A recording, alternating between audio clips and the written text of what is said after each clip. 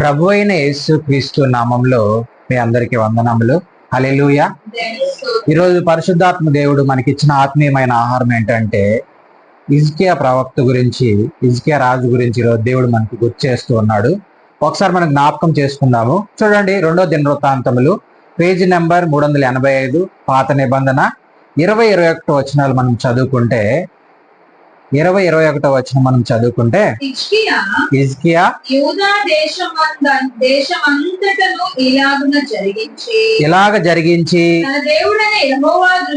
తన దేవుడైన యెహోవా దృష్టికి అనుకూలముగాను యథార్థముగాను నమ్మకముగాను పని చేయొచ్చు వచ్చింది. చాలు. చూడండి, ఇక్కడ హిజ్కియా భక్తుడి గురించి మనం తెలుసుకుంటే ఇక్కడ ఏమనేది, ఆ దేశం అంతటా ఏం చేస్తున్నాడంట? మంచిని జరిగిస్తూ తన దేవుడైన యెహోవా దృష్టికి ఏం చేస్తున్నాడు? అనుకూలముగాను యథార్థముగాను నమ్మకముగాను. అంటే 3 విషయాలు మనం జ్ఞాపకం చేసుకోవాలి. యూదా దేశం అంతటా ఏం చేస్తూ ఉన్నాడు? అనుకూలంగానంటే అతనికి అనుకూలంగా చేసుకోవటం లేదు, దేవుని చిత్తమును జరిగించుచు దేవునికి అనుకూలముగాను తన జీవితంలో యథార్థముగాను అలాగే నమ్మకముగా పనిచేస్తూ ఉన్నాడంట. అసలు హిజ్కియా అంటే ఎవరు మనం జ్ఞాపకం చేసుకుంటే, ఈయనకి ఈ పేరుకున్న అర్థం ఏంటంటే యెహోవానే నా బలం అంటున్నాడు. హల్లెలూయా. ఈరోజు మన పేరులో ఉన్నది ఏంటనంటే దేవుని బలం ఉండాలి. యెహోవాయే నా బలం అంటూ ఉన్నాడు. ఈరోజు మనం జ్ఞాపకం చేసుకుంటే యూదా దేశంలో పరిపాలించిన 13వ రాజు అంటే ఈయన ఎవరు? యూదా దేశంలో పరిపాలించిన 13వ రాజు, 13వ వాడు. అదే విధముగా ఆ దేశంలో ఈయన యథార్థవంతుడు, యథార్థంగా జరిగించాడు అనంటే ఏం యథార్థంగా జరిగించాడని అంటే, అనవసరమైనటి వీళ్ళు చేసుకున్న ప్రతి ఒక్క దానిని ఏం చేస్తాడంటే, వ్యర్థమైన విగ్రహములన్నిటినీ ఈయన ఏం చేస్తాడంటే ఆ ప్రతిమలన్నిటినీ కోల్దోవేసి కొట్టివేసి అక్కడ దేవుని ఆత్మ సంబంధమైన కార్యములను జరిగించాడు. హల్లెలూయా. అదే విధంగా ఈయన చేసిన ఆ యూదా దేశంలో దేవునికి అనుకూలంగా ఇంకా ఏం చేశాడంటే 14 రోజులు పస్కా పండుగను జరిగించి ఆ దేశం అంతటా దేవునికి ఆత్మీయ కార్యమును ఆత్మ సంబంధమైన ఆత్మ సంబంధములోనికి ఆ జనములందరినీ కూడా నడిపించాడంట. ఇంకొక మాట మనం చూసుకుంటే, ఆయన చెదిరిపోయిన ఇజ్రాయెల్ ప్రజలందరినీ కూడా ఒక దగ్గరికి చేర్చి దేవుని చిత్తమును ఆ ప్రజలందరి ద్వారా ఏం చేశాడు? నెరవేరుస్తూ వచ్చాడంట. ఇంకొక విషయం మనం జ్ఞాపకం చేసుకుంటే, మోషే చేసిన ఆ వెండి సర్పమునకు అక్కడున్న ప్రజలందరూ ఏం చేసేవాళ్ళంట? పూజించేవారంట. దాన్ని విరగొట్టి దేవునికి సంబంధమైన ఆత్మ సంబంధమైన కార్యముగా దాని దగ్గర నుంచి ఉన్న ప్రజలందరినీ దేవుని వైపుకు తిప్పినాడు. హల్లెలూయా. ఇంత గొప్ప కార్యములను దేవుని చిత్తములో జరిగించుకుంటూ ముందుకు వెళ్తూ ఉన్నాడు. అయితే ఇక్కడ మనం చూసాం కదా, యెహోవా దృష్టికి ఎలాగున్నాడంట? అనుకూలముగాను యథార్థముగాను నమ్మకముగా ఉన్నాడంట. హల్లెలూయా. ఈరోజు దేవుని దృష్టిలో మనము ఎలాగుండాలి? యథార్థమైన జీవితమును కొనసాగించాలి. కానీ ఇలాంటి స్థితిలో ఉన్న రాజు పరిస్థితే మనం ముందుకు ధ్యానించుకుంటాం. ఎలాగవుతుందో కూడా నేను మీకు వివరంగా చెప్తాను. కానీ ఇంత యథార్థముగా ఉన్న పరిస్థితి చూడండి, దేవుని దృష్టికి నువ్వెప్పుడు కూడా నీ సొంత ఆలోచనలు నీ సొంత తలంపులతో నువ్వు ముందుకు వెళ్ళకూడదు. కానీ దేవునికి అనుకూలంగా దేవుని చిత్తం ప్రకారం నువ్వేం చేస్తున్నావో నువ్వు జ్ఞాపకం చేసుకోవాలి. యథార్థమైన జీవితము, నువ్వు ఎలాంటి స్థితిలో ఉన్నా దేవునిలో నువ్వు పడిపోకూడదు. నువ్వు యథార్థముగా ఉండాలి ఎటువంటి పరిస్థితుల్లోనైనా. చూడండి, ఈయన రాజుగా ఏర్పరచుకున్నాడు దేవుడు. అక్కడున్న ప్రతి ఒక్క ప్రతిమను ఏం చేశాడు? ఈయన పడగొట్టాడు. దేనికైతే వీళ్ళందరూ పూజిస్తున్నారో అక్కడి నుంచి ఇస్సాకు దేవుడు, యాకోబు దేవుడు, అలాగే నా దేవుడు అని చెప్పి అందరి దగ్గర ఈయన ఏం చేశాడంటే యెహోవా దృష్టికి అనుకూలముగా ప్రతి ఒక్కరిని, చెదిరిపోయిన ప్రతి ఒక్కరిని సమకూర్చాడు. ఈరోజు మనం చూస్తూ ఉంటే సంఘంలో కావచ్చు, సమాజంలో కావచ్చు, దేవుని బిడ్డలు ఏమైపోతున్నారంటే చెదిరిపోతూ ఉన్నారు. చెదిరిపోయిన వాళ్ళందరినీ కూడా నువ్వేం చేయాలనంటే దేవుని సన్నిధానంలోనికి నువ్వేం చేయాలి? నడిపించాలి. అందుకే దేవుడు నిన్ను నన్ను ఏర్పాటు చేసుకున్నాడు. హిజ్కియా రాజుని ఎందుకనంటే చెదిరిపోయిన ప్రతి ఒక్క ఇజ్రాయేల్ అందరినీ కూడా 12 గోత్రములందరినీ కూడా ఒక దగ్గరికి చేర్చాడంట. హల్లెలూయా. వీళ్ళందరూ వేరు వేరు ప్రదేశాల్లో ఉన్నారు, వాళ్ళందరినీ కూడా ఒక దగ్గరికి చేర్చి వీళ్ళందరూ మోసే చేసిన సర్పమునకు పూజిస్తూ ఉన్నప్పుడు దాన్ని విరగొట్టి దేవుని ఆత్మ సంబంధమైన దేవునికి పూజించే వారిగా వాళ్ళందరి హృదయములను తిప్పాడంట. హల్లెలూయా. ఈ రోజు మనం ఎలాగున్నామో చూడండి, మనం ఎలాగున్నామో ఒకసారి జ్ఞాపకం చేసుకోవాలి. మనం ఆ దేవునికి అనుకూలంగా ఉన్నామా, లేకపోతే మనం అనుకూలంగా ఉన్నామా? మనము దేవుని సన్నిధానంలో కాదు, దేవుడు బిడ్డలమైన మనము ఏ ప్రదేశంలో ఉన్నా, ఏ ప్రాంతంలో ఉన్నా, ఎక్కడున్నా కూడా సరే యథార్థమైన జీవితమును జీవించాలి. ఎలాంటి విషయాలకు మనం ఏమైపోకూడదు, లోబడిపోకూడదు. మనం యథార్థంగా ఉండాలి. ఈ యథార్థత నీకు రావాలని అంటే పరలోకంలో ఉన్న తండ్రి తన కుమారుని లోకానికి పంపిస్తే గానీ నీ జీవితమునకు ఒక యథార్థత అనేది రాలేదు, ఒక నమ్మకం అనేది రాలేదు, నీకు విశ్వాసం అనేది రాలేదు. నీలో విశ్వాసం ఈ రోజు నువ్వు కొనసాగించుకుంటూ ముందుకు వెళ్తూ ఉన్నావనంటే అది దేవుడు నీకు ఇచ్చిన గొప్ప భాగ్యం. ఆయన రక్షించాడు ఈ రోజు నిన్ను నన్ను. అనేకులు కూడా రక్షించాలని చెప్పి అనేక మందిని ఆయన ఏర్పాటు చేసుకున్నాడు. ఎంతో మంది రాజులను ఏర్పాటు చేసుకున్నాడు, ఎంతో మంది ప్రవక్తలను ఏర్పాటు చేసుకున్నాడు, న్యాయాధిపతులను ఏర్పాటు చేసుకున్నాడు. ఎందుకనంటే తన బిడ్డలు తన మార్గంలో నడవాలని. హల్లెలూయా. ఒక గొర్రెల కాపరి ఉన్నాడు. ఎందుకనంటే ఆ కాపరి ఏం చేయాలనంటే తన మందనంతటిని కాచుకున్నట్టుకు దేవుడు ఏం చేశాడు, కాపరగా ఈరోజు సంఘమును కాయటకు కూడా కాపరిని ఎంచుకున్నాడు. అదే విధముగా చూడండి, విశ్వాసులకి కాపరి, అదే విధముగా మనం చూస్తే సావుకులకు కూడా కొంతమంది కాపరిగా ఉంటారు. ఎందుకనంటే చాలా మంది సావుకులు కూడా ఏమవుతున్నారు, దారి తప్పిపోతూ ఉన్నప్పుడు అక్కడున్న వాళ్ళు ఏం చేస్తున్నారంటే ఆ విషయం గురించి ఎలాంటి మార్గంలో నువ్వు నడవాలి, యథార్థమైన జీవితమును జీవించాలి. నువ్వు నీతిమంతుడైన యేసు క్రీస్తు రక్తంలో నువ్వేమై ఉన్నావు, కడగబడి ఉన్నావు. కాబట్టి నువ్వు ఎప్పుడు దేవునికి అనుకూలమైన వాడుగా ఉండాలి. హల్లెలూయా. ఇక్కడ ఈ రాజు అనుకూలముగా ఉన్నాడు, యథార్థముగా ఉన్నాడు, నమ్మకము కలిగి ఉన్నాడు. హల్లెలూయా. నమ్మకం కలిగి ఉన్నాడు. ఇవన్నీ మనం జ్ఞాపకం చేసుకుంటే చూడండి, నీ నమ్మకం అంట నిన్ను ఎక్కడికి నడిపిస్తుందో తెలుసా, విశ్వాసంలోనికి నడిపిస్తుంది అంటున్నాడు. హల్లెలూయా. ఈ రోజు నీ నమ్మకము చూడండి, నీ నమ్మకం నిన్నేం చేయాలంటే విశ్వాసంలోనికి నడిపించాలి. ఆ విశ్వాసము నీకేం చేస్తుంది అంటే దేవునికి దగ్గరగా చేస్తుంది. నీ విశ్వాసము చూడండి, నీ విశ్వాసమే నిన్ను నీతిమంతుడిగా చేసింది, నీ విశ్వాసమే నిన్ను రక్షించింది, నీ విశ్వాసమే నీ ఆరోగ్యమును సరిచేసింది, నీ విశ్వాసమే నిన్నేం చేస్తుందంటే దేవుని సత్యమైన మార్గంలో నడిపిస్తూ ఉంది. హల్లెలూయా. మనం జ్ఞాపకం చేసుకోవాల్సింది ఏంటనంటే చూడండి, 21వ వచనం చదువమ్మా. తన దేవుని ఆశ్రయించుటకై దేవుని మందిర సేవ విషయమైతే ఏమి, ధర్మశాస్త్ర విషయమందేమి, ధర్మమంతటి విషయమందేమి, తాను ఆరంభించిన ప్రతి పని అతడు హృదయపూర్వకంగా జరిగించు వర్ధిల్లెను. హల్లెలూయా. చూడండి, దేవుని పనిని చూడండి, దేవుని ఆశ్రయించుటకే దేవుని మందిరము సావచే విషయంలో కావచ్చు, అదే విధంగా ధర్మశాస్త్రం విషయంలో కావచ్చు, ధర్మశాస్త్రం అంతటి విషయంలో ఆయన ఎలాగున్నాడంట, హృదయపూర్వకముగా ఉన్నాడు. హల్లెలూయా. హృదయపూర్వకముగా దేవుని పనిని జరిగించుచు వర్ధిల్లెను. హల్లెలూయా. ఈ రోజు దేవుని పని అంటే అంత ఈజీ కాదు. దేవుని పని చేయటం అంటే అంత ఈజీ కాదు. హృదయపూర్వకంగా చేయాలి, అంటే పరిపూర్వకంగా పూర్ణ మనసుతో నువ్వు నీ దేవుడని యెహోవాని ఏం చేయాలి, ఆరాధించాలి, పూజించాలి, సేవించాలి. ఆయన నువ్వు ప్రతిష్ఠించుకుంటే నీ హృదయమును ఆయన పాదముల దగ్గర నువ్వు కుమ్మరించాలి. హల్లెలూయా. అదే అంటూ ఉన్నాడు ఇక్కడ భక్తుడు.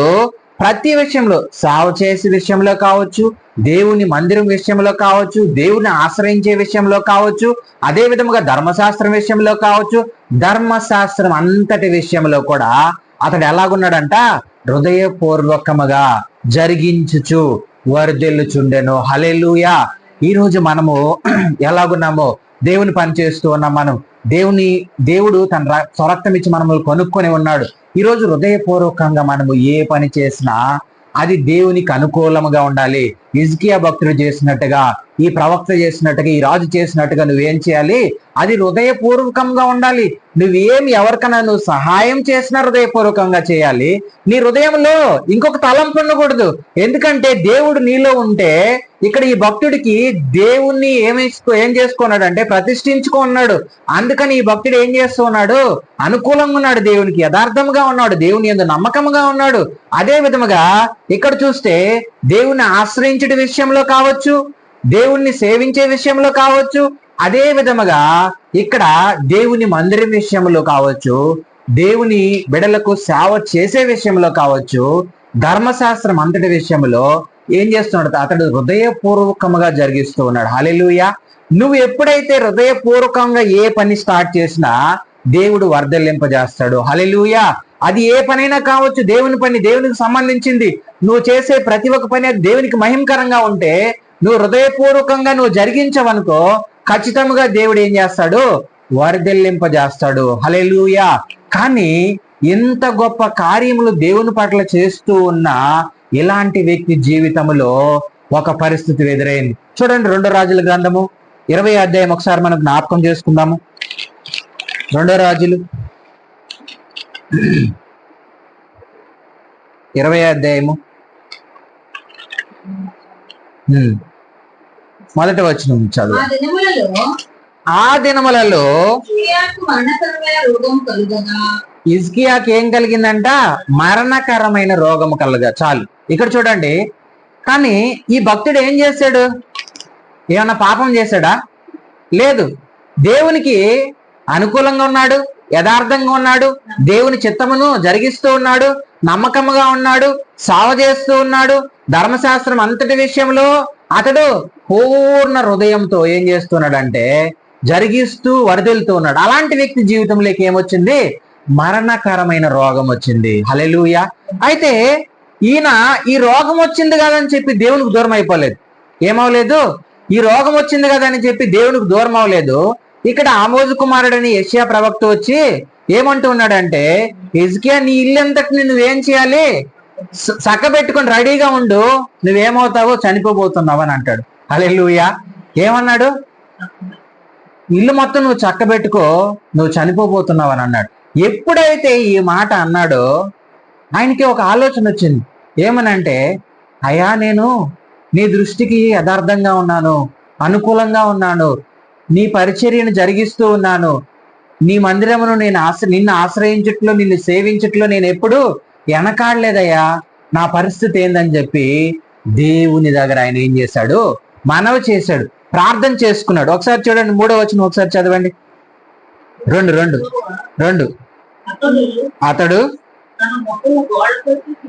అతడు తన ముఖమును గోడ తట్టు తిప్పుకొని, యెహోవా, యథార్థ హృదయమునై సత్యముతో నీ సన్నిధిని నేను ఎట్లు నడుచుకుంటును, నీ దృష్టికి అనుకూలముగాను సమస్తము నెరవేరినట్లు జరిగించుతును, కృపతో జ్ఞాపకము చేసుకోమని హిజ్కియా కన్నీళ్లు విడిచుచు యెహోవాకు ప్రార్థించెను. హల్లెలూయా. అయా, నీ దృష్టికి నేను ఇలా చేశాను కదా, నన్ను ఒకసారి జ్ఞాపకం చేసుకో. అది ఎలా జ్ఞాపకం చేసుకోమంటున్నాడు తెలుసా? కృపతో జ్ఞాపకం చేసుకోమంటున్నాడు. హల్లెలూయా. కృపతో అంటే ఒక మనిషి, మనము ఏదో ఒక విషయంలో మనలో పొరపాటు ఉండొచ్చు. అయితే ఆయన కృప ఏం చేస్తుంది అంటే నిన్ను కనికరిస్తుంది. ఆయన కృప ఏం చేస్తుంది అంటే నిన్ను రక్షిస్తుంది. ఆయన కృప ఏం చేస్తుంది అంటే నీ పాపమును గడవుతుంది. ఆయన కృప ఏం చేస్తుంది అంటే నీ అనారోగ్యముగా ఉన్న జీవితమును ఆరోగ్యముగా చేస్తుంది. అందుకే అంటూ ఉన్నాడు, ఇక్కడ ఏమంటున్నాడే, అయ్యా, నీ కృపతో నన్ను జ్ఞాపకం చేసుకొని ఆయన మోకమును ఎటుపక్క తిప్పుకున్నాడంట? గోడ తట్టు తిప్పుకున్నాడు. హల్లెలూయా. మోకాళ్ళేసి దేవునికి ప్రార్థన చేస్తూ ఉన్నాడు. అయ్యా, నేను నీ సత్యము జరిగించినానయ్యా, నీ బిడ్డలు నేను నడిపించినాను, చేశాను, అయితే నా ప్రార్థనను నువ్వు ఆలకించు అంటూ ఉన్నాడు. హల్లెలూయా. చూడండి ఎంత గొప్ప ప్రార్థన చేస్తూ ఉన్నాడు. ఈయన రాజుగా ఉన్నాడు, ఆయన దేవుని బిడ్డలు నడిపిస్తూ ఉన్నాడు. ఈయనలో ఒక ఆలోచన రావచ్చు కదా, చనిపోమన్నాడు. ఇక్కడ వచ్చి ప్రవక్త వచ్చి, యెషయా ప్రవక్త, నాకు ఈ దేవుడు దేమో వద్దు, నేను ఈయన విడిచి వెళ్ళిపోతానని అనుకోలేదు. ఆ మరణకరమైన రోగం ఏంటో తెలుసా? ఈ రోజుల్లో క్యాన్సర్ లాంటిదే. ఆ రోజుల్లో ఆయనకి వీపు పైన బ్యాక్ సైడ్ రాచపుండు అంటారు దాన్ని. హల్లెలూయా. తెలుగులో ఏమంటారు? రాచపుండు అంటారు. అది చెయ్యి ఇలా ముడిచి లోపలికి పెడితే అంట, అలాగ అంత భయంకరమైన కన్నం ఉండేదంట. అది అంత భయంకరమైనది ఉన్నప్పుడు ఆయన శరీరం అంతా ఆ పురుగులు ఏం చేసేవంట, తినేస్తూ వస్తూ ఉన్నప్పుడు ఆయన రోజుకి 4 కేజీల మాంసమును 4-5 కేజీల మాంసమును ఎక్కడైతే ఆ గాయం ఉందో ఆ గాయం లోపల పెట్టినప్పుడు ఈ మాంసమును తినేసి ఆ పురుగులు ఈయన శరీరమును తాకేవి కాదంట. అంత భయంకరమైన రోగమును కలిగిన పరిస్థితుల్లో ఉన్న ఈ భక్తుడికి దేవుని దగ్గర ఏం చేస్తున్నాడంటే మొరపెడుతూ ఉన్నాడు. ఏమనంటే, సమస్తమును నేను ఎట్లా జరిగించుతున్న కృపతో జ్ఞాపకం చేసుకోమంటూ ఉన్నాడు. హల్లెలూయా. నేను గొప్పగా చేశాను, నేను అలా చేశాను, నన్ను ఎందుకు నువ్వు ఇలాంటి స్థితిలో తీసుకొచ్చావని నువ్వు ఇక్కడ భక్తుడు అడగటం లేదు, దేవుణ్ణి కొసనేయటం లేదు. అయ్యా నీ కృపతో నన్ను జ్ఞాపకం చేసుకో అన్నాడు. హల్లెలూయా.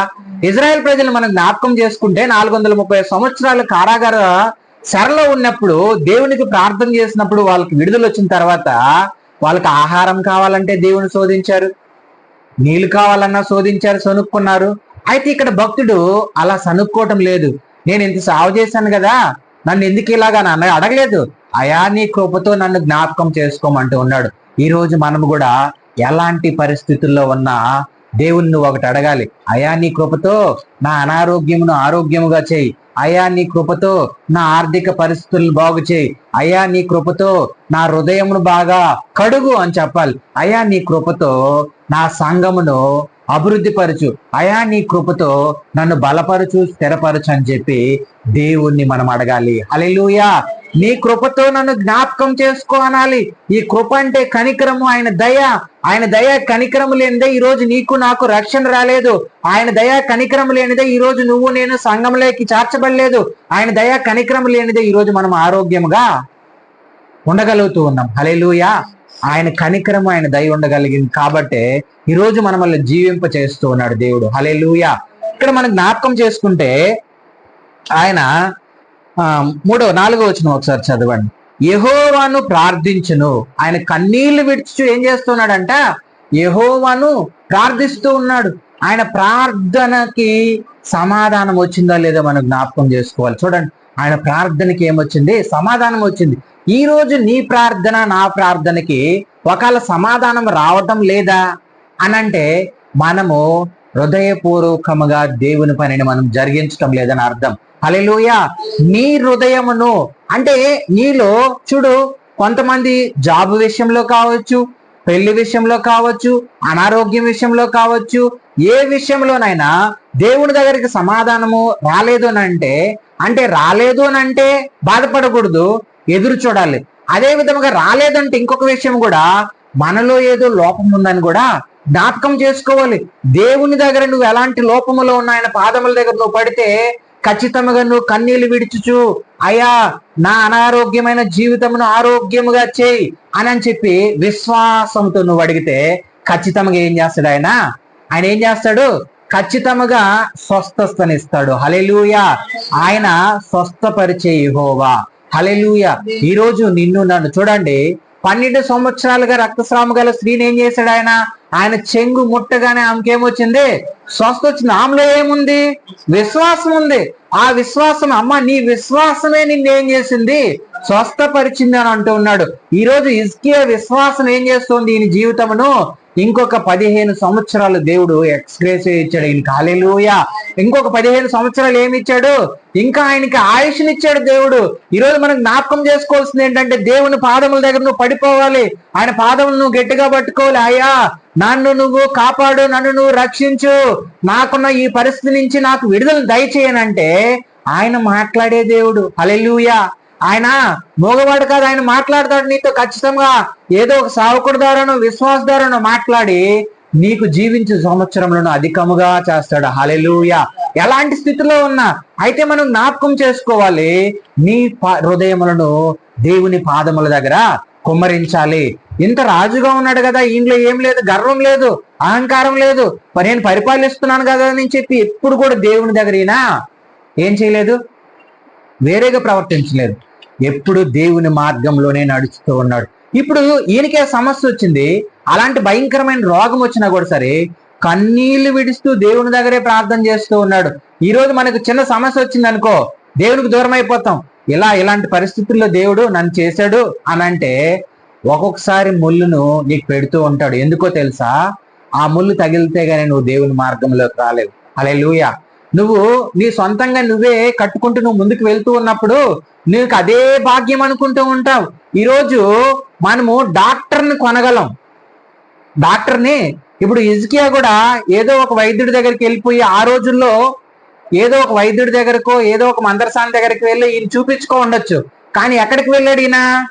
ఎక్కడికి వెళ్ళాడమ్మా? దేవుని దగ్గరికి వెళ్ళాడు. హల్లెలూయా. తన ఇంట్లోనే దేవుడు, ఎక్కడ నువ్వు ప్రార్థిస్తే దేవుడు ఖచ్చితంగా ఎక్కడైతే 2-3 కూడి ఉంటారో మీ మధ్యలో నేను ఉంటానన్నాడు. హిజ్కియా భక్తుడు ఆయన ఎక్కడికి వెళ్ళిపోయాడు, తన ఇంట్లోనే గోడచడు తిరుక్కొని మోకాలు వేసుకొని కన్నీళ్లు విడుస్తూ ప్రార్థన చేశాడు. ఆయనకి ఏమి ఇచ్చాడు దేవుడు? సమాధానం ఇచ్చాడా లేదా? ఈ రోజు మన జీవితంలో కూడా చూడండి, ఈయన అనుకోవచ్చు కదా నేను రాజును కదా అని అనుకోలేవు. ఈరోజు మనము డాక్టర్ని డబ్బుతో కొనగలము కానీ మనిషి ప్రాణమును మాత్రం డబ్బుతో కొనలేము. హల్లెలూయా. ఈరోజు చూడండి, ఈ బుక్స్ బైబుల్ ఉంది, దీన్ని కొనగలం డబ్బులు పెట్టి. కానీ ఇందులో ఉన్న జ్ఞానం కొనాలంటే మనం మళ్ళీ ఎక్కడికి వెళ్ళాలి? దేవుని దగ్గరికి వెళ్ళాలి. హల్లెలూయా. ఈరోజు మనం బుక్స్ అంటే ఈ బుక్కే కాదు, ప్రతి ఒక్క బుక్స్ మనం కొనుక్కోవచ్చు, కానీ జ్ఞానాన్ని మాత్రం డబ్బుతో కొనలేం. మన ఇంట్లో ఒక పని మనిషిని పెట్టుకుంటాం, ఆ పని మనిషికి డబ్బులు జీతం ఇవ్వగలుగుతాం, డబ్బుతో కొనుక్కుంటాం, కానీ వాళ్ళ హృదయమును మనం కొనలేం. చూడండి, ఇక్కడ మనం చూసే మనము వాచే కీబోర్డ్ కానీ ఇవన్నీ కానీ అవి తయారు చేసిన కళాకారులు ఎవరు కూడా మనకు తెలియదు, మనం కొనుక్కున్నాం డబ్బుతో. ఆ కళను మాత్రం మనం కొనలేం. హల్లెలూయా. ఆ కళను మాత్రము మనం కొనలేం. అయితే డబ్బు ఉంది కదా అని చెప్పి ప్రతి ఒక్క దానిని మనం ఏం చేయలేము, కొనలేము. అదే విధంగా డబ్బు ఉంటే 10 పాపాలు ఎక్కువ చేయగలము కానీ 10 పాపాలను మాత్రము తక్కువ చేయలేము. కానీ నజరేయుడైన యేసుక్రీస్తు ప్రభు వారు మాత్రము ఆయన దగ్గర ఏముందో తెలుసా? నీకు రక్షణ భాగ్యం ఉంది. హల్లెలూయా. ఆయన నిన్ను స్వస్థపరుస్తాడు. హల్లెలూయా. అయితే నీ విశ్వాసమే నిన్ను స్వస్థపరుస్తుంది. హల్లెలూయా. నీ విశ్వాసమే నిన్ను బాగుపరుస్తుంది, నీ విశ్వాసమే నిన్ను రక్షిస్తుంది, నీ విశ్వాసమే నిన్ను సత్యము నుంచి స్వతంత్రులుగా చేస్తుంది, నీ విశ్వాసమే నిన్ను దేవుని ప్రత్యక్షతను పొందుకునేలాగా చేస్తుంది. హల్లెలూయా. ఈరోజు దేవుడు మనతో మాట్లాడుతుంది ఏంటనంటే, ఈ భక్తుడికి చూడండి, ఒక రాజుగా ఉన్నాడు, ఆయన ఏమైనా చేయొచ్చు, కానీ ఆయన అనారోగ్యం రాగానే ఎవరి దగ్గర మోకరించాడు? దేవుని దగ్గర మోకరించాడు. మనము కూడా నీకు అనారోగ్యం వస్తే మొట్టమొదట మనం ఎక్కడ మోకరించాలో తెలుసా? నువ్వు ఎక్కడైనా సంఘంలోకి వెళ్ళి అక్కడ కాదు, నువ్వు ఎక్కడున్నావో అక్కడే నువ్వేం చేయాలి? మోకరించాలి, కన్నీటి ప్రార్థన చేయాలి. ఖచ్చితంగా దేవుడు ఏం చేస్తాడు? సమాధానం ఇస్తాడు. ఈరోజు మనం జ్ఞాపకం చేసుకుంటే ఆ బాబుకి హెల్త్ బాగాలేదు, కానీ దేవుడు ఆయన అద్భుతం చేయొచ్చు, చెప్పలేం. ఆయన అద్భుతం జరిగితే ఖచ్చితంగా మళ్ళీ ఏమవచ్చు సువర్ణముగా ఆ బాబును వాడుకోవచ్చు దేవుడు. ఈరోజు మన చేతుల్లో మనుషులుగా మనం ఏం చేయలేం, కానీ అయితే మనం ఒకటి చేయగలం, హిజ్కియా భక్తుల్లాగా కన్నీటి ప్రార్థన చేయగలం. హల్లెలూయా. చూడ 4వ వచనం చదువమ్మా.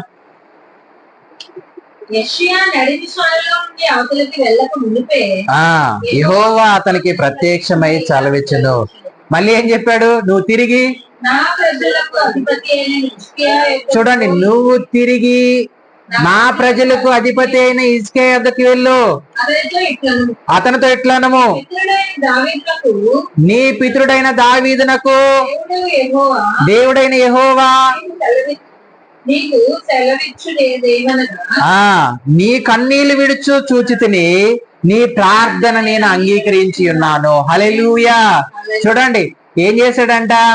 ఏ ప్రవక్త అయితే వచ్చి నీ ఇల్లు సర్దుకొని చనిపోతున్నావు అని చెప్పాడు, అదే ప్రవక్త తన ఇంటి మొత్తం దాటక ముందే దేవుడి దగ్గర నుంచి హిజ్కియాకి ఏమొచ్చింది? వాక్కు ప్రత్యక్షమయ్యి, అదే యెషయా ప్రవక్తకి ఏమైంది?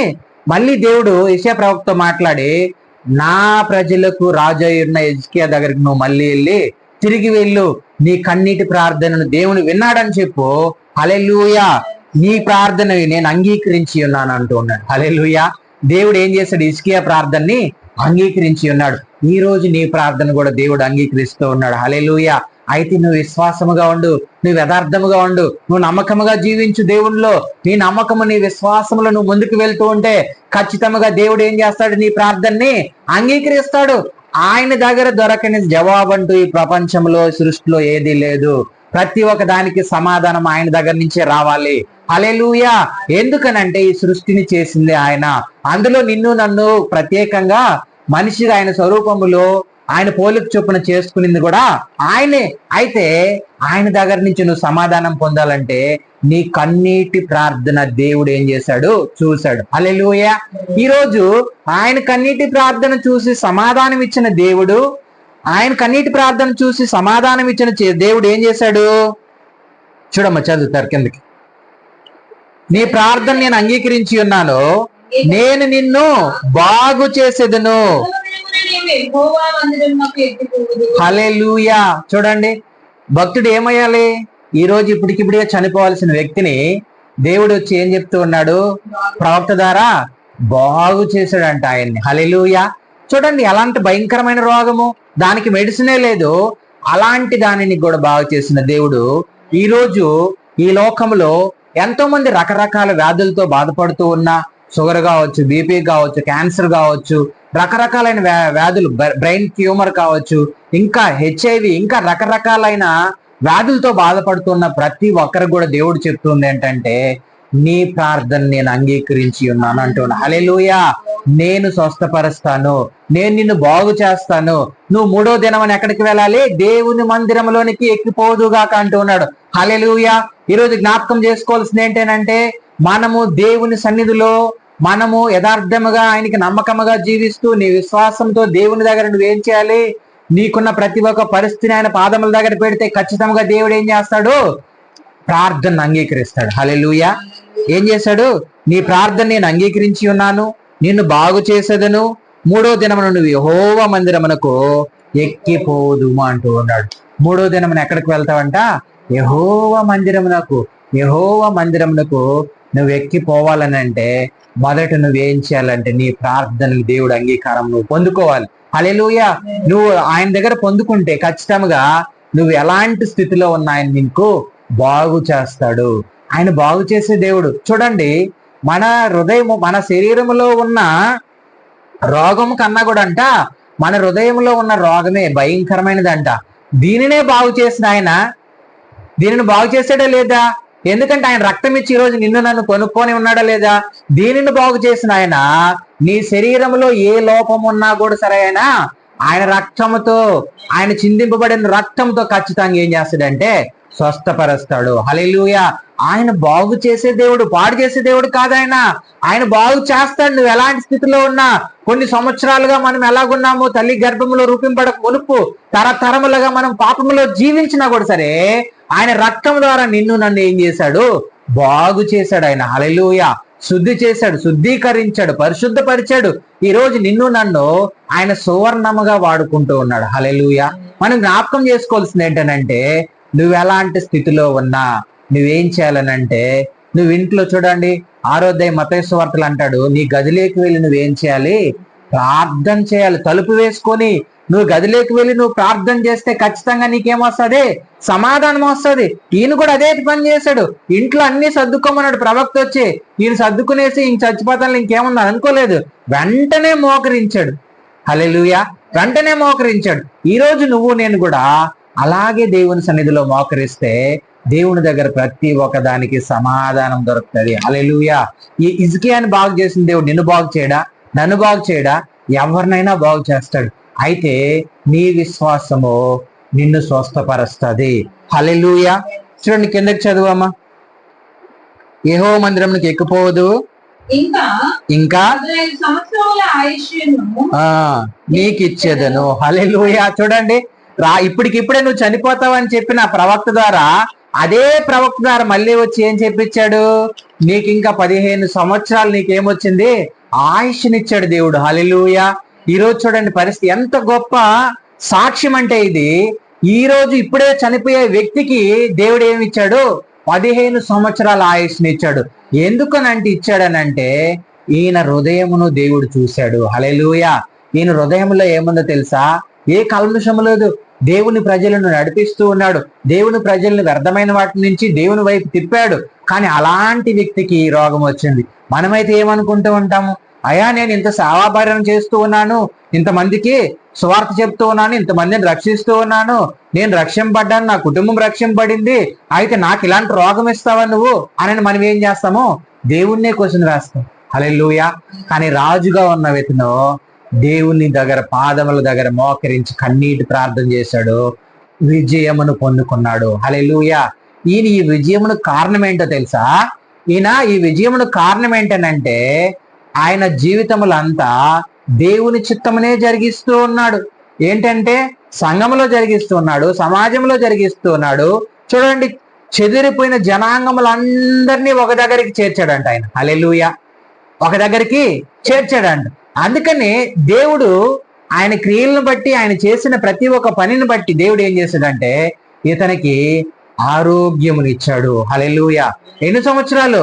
15 సంవత్సరాలు ఇచ్చాడు. ఈరోజు మనం అలాంటి స్థితిలో ఉన్నా కూడా దేవుడు ఏం చెప్తున్నాడు అని అంటే, నువ్వు నా దగ్గర మోకరిస్తే, నీ హృదయము నాకు ఇస్తే, నా యందు నువ్వు యథార్థముగా ఉంటే, నా యందు నువ్వు నమ్మకముగా ఉంటే, ఖచ్చితంగా దేవుడు ఏమంటున్నాడో తెలుసా? నీకు నేను ఇంకా ఆయుష్నిస్తానంటూ ఉన్నాడు, నిన్ను బాగు చేస్తానంటూ ఉన్నాడు, నిన్ను స్వస్థపరుస్తానంటూ ఉన్నాడు. కాబట్టి నువ్వు ఏం చేయాలనంటే దేవుని యందు నమ్మకం ఉంచాలి.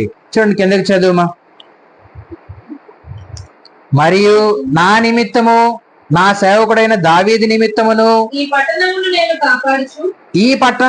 కాపాడుచు నిన్నును పట్టణమును అష్షూరు రాజు చేతుల్లో పడకుండా నేను విడిపించాను. హల్లెలూయా. చూడండి, ఆయుష్నిచ్చాడు, బాగు చేశాడు, ఆయన రోగమును సరిచేశాడు.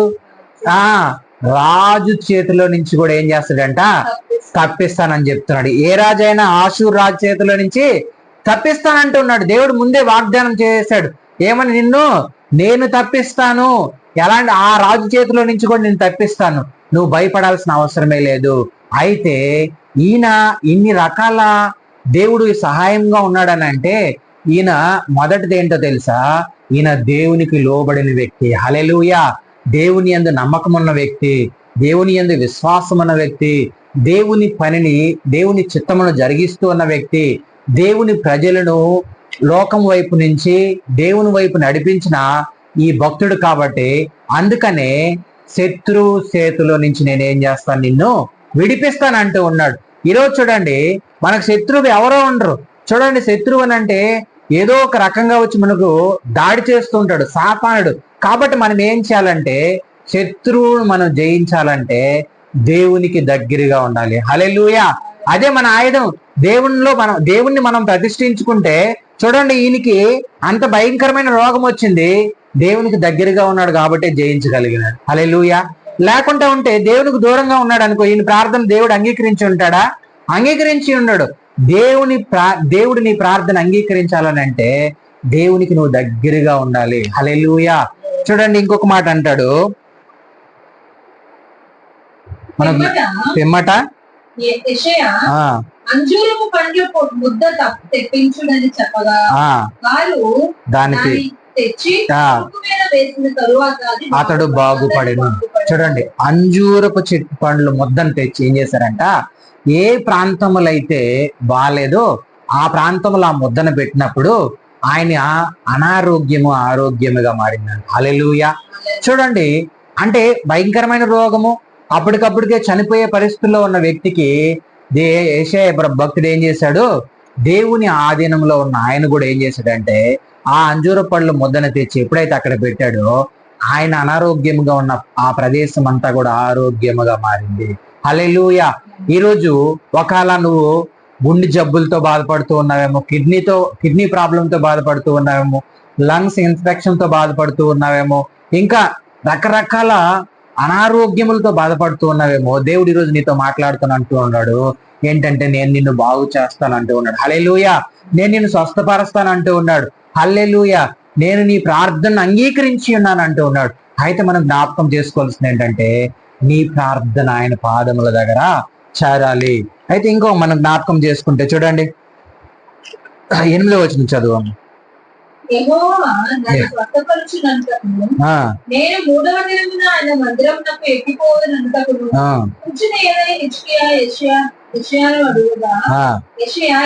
ఇట్లా తాను సెలవిచ్చిన మాట యెహోవా నెరవేర్చుటకు తాను చలవిచ్చిన మాట యెహోవా నెరవేర్చుటకు ఆయన దయచేసిన సూచన ఏదనగా నేను 10 మెట్లు ముందుకు నడిచెను కదా, ఆ అది మెట్ల మెట్ల వెనుకకు ఆ నడిచిన ఎల్లా ఆపుదా. అవునా? అందుకు హిజ్కియా ఇట్లా నేను చాలు. ఇక్కడ మనం జ్ఞాపకం చేసుకుంటే భక్తుడు ప్రతి విషయంలోనూ దేవుడు విషయంలో ఆయన ఏమై ఉన్నాడనంటే ఆయన చాలా పరిస్థితుల్లో దేవుని బిడల్ని ముందుకు తీసుకెళ్తూ ఉన్నాడు. తర్వాత ఏం జరిగిందంటే ఒక మాట మీకు గుర్తు చేస్తాను చూడండి. 2 దినవృత్తాంతములు 30వ అధ్యాయం. 2 దినవృత్తాంతములు 30వ అధ్యాయం ఒకసారి చూడండి. 30వ అధ్యాయము 1వ వచనం చదువుతాం. మరియు హిజ్కియా ఇజ్రాయేలు దేవుడని యెహోవాకి ఏం చేశాడు? పస్కా పండుగగా ఆచరించుటకై యెరూషలేములో ఉన్న యెహోవా మందిరంలోకి రావాల్సిందని ఇజ్రాయేల్ వారందరికీ యూదా వారందరికీ వర్తమానములను ఎఫ్రాయిములకును మనష్షే వారికి పత్రికలను పంపెను. హల్లెలూయా. దేవుడు అతన్ని మళ్ళీ రక్షించుకొని 15 సంవత్సరాలు ఆయనకి ఎక్స్గ్రేషియా ఇచ్చిన తర్వాత ఇజ్రాయెల్ ప్రజలందరినీ పస్కా పండుగ ఆచరించి ప్రతి ప్రదేశంలో ఉన్న ఇజ్రాయెల్ ప్రజలను యూదా వారును అదే విధంగా ఇంకా మనం చూస్తే ఎఫ్రాయిములను మనష్షే వారిని ప్రతి ఒక్కరిని ఏం చేశాడనంటే చూడండి, సేవకు చాలినంత మంది యాజకులను తమను తాము ప్రతిష్ఠించుకున్నట్టు చేత జనులు యెరూషలేములోను కూడుకున్నటకు చేతను మొదటి నెల యందు పస్కా పండగ జరగపోగా. ఇక్కడ మనం జ్ఞాపకం చేసుకుంటే దేవుడు చిత్తమును నెరవేర్చుతూ ఆయన బాగైన తర్వాత కూడా దేవుని చిత్తం ఏం చేస్తూ ఉన్నాడు? నెరవేరుస్తూ ఉన్నాడు. దేవుని చిత్తములు ఆయన ముందుకు వెళ్తూ ఉన్నాడు. ఈ రోజు హిజ్కియాను బాగు చేసిన దేవుడు ఈ రోజు మనల్ని అందరినీ కూడా ఏం చేస్తాడు? బాగు చేస్తాడు. అయితే మన ప్రార్థనలు దేవుడు ఏం చేయాలి? అంగీకరించాలి. హల్లెలూయా. నీ ప్రార్థన ఆయన వినాలన్నా, నీ ప్రార్థనకు ఆయన దగ్గర నుంచి సమాధానం రావాలన్నా నువ్వేం చేయాలనంటే దేవుని చిత్తమును జరిగించుతూ నువ్వు ముందుకు వెళ్ళాలి. హల్లెలూయా. హిజ్కియా భక్తుడు ఏం చేశాడో తెలుసు కదా. ఆయన అందరూ చెదిరిపోయిన జనాంగములను ఒక దగ్గర చేర్చాడు. అదే విధముగా దేవునికి మహిమకరంగా జీవించాడు. దేవుని యందు యథార్థముగా ఉన్నాడు, విశ్వాసము కలిగి ఉన్నాడు, దేవునికి అనుకూలమైన పనులు చేశాడు. అదే విధముగా దేవునికి సేవ చేస్తూ దేవుని ప్రజలకు నమ్మకముగా ఉంటూ దేవునికి నమ్మకముగా ఉంటూ ఆయన హృదయపూర్వకంగా జరిగించుతూ వర్ధిల్లాడు. హల్లెలూయా. ఈ రోజు నువ్వు నేను కూడా వర్ధిల్లాలన్నా, నీ ఆరోగ్యము బాగుండాలన్నా, నువ్వు దేవుని పనిని దేవుని చిత్తమును నెరవేరుస్తూ నువ్వు ముందుకు వెళ్తే ఖచ్చితంగా దేవుడు నీ ఆరోగ్యమును బాగు చేస్తాడు. దేవుడి ఇటు మాటలు దీవించిన గాక.